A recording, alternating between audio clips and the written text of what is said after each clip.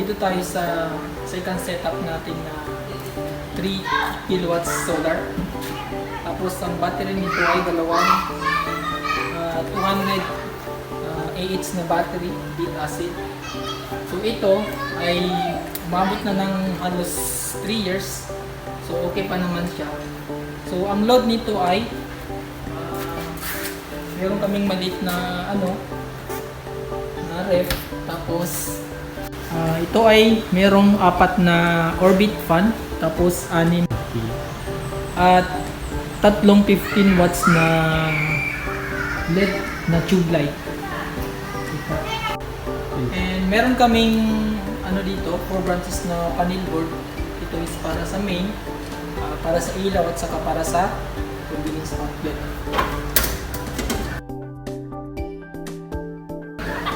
So ito naman, ito yung solar charge controller natin. Ito, na 3 kilowatts din. And then yung mga power control. Ito, merong AC breaker at saka DC breaker.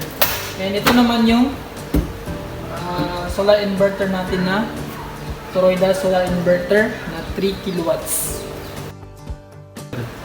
Sa setup na ito is meron din kaming isang water tank para sa tubig. Ito at saka isang ref. So ito yung battery, dalawang 200 AH na battery, 12 volts. So ang setup na ito ay umabot na ng almost 3 years. So hanggang ngayon okay pa naman siya. Okay, input ng battery ng inverter 220. So mandar yung dalawang orbit fan, tapos tatlong tube. Ang load niya ay 5% lang. So battery capacity 100.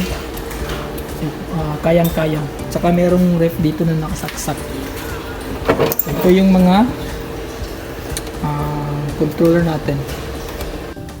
Tingnan natin yung solar panel natin. Tara! Ang setup namin na ito ay may dalawang panel sa taas. Ayan. So ang building na ito ay ang nagpapagana nito ay solar lahat. So naka off-grid system siya. Itong setup na ito. Ayan.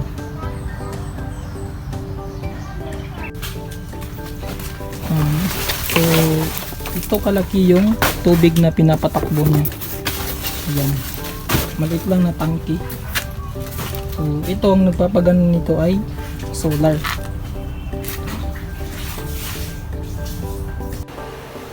Sa mga gustong magpalagay ng ganitong setup or solar, message lang kayo sa FB namin. Meron kaming ilalagay lang namin sa taas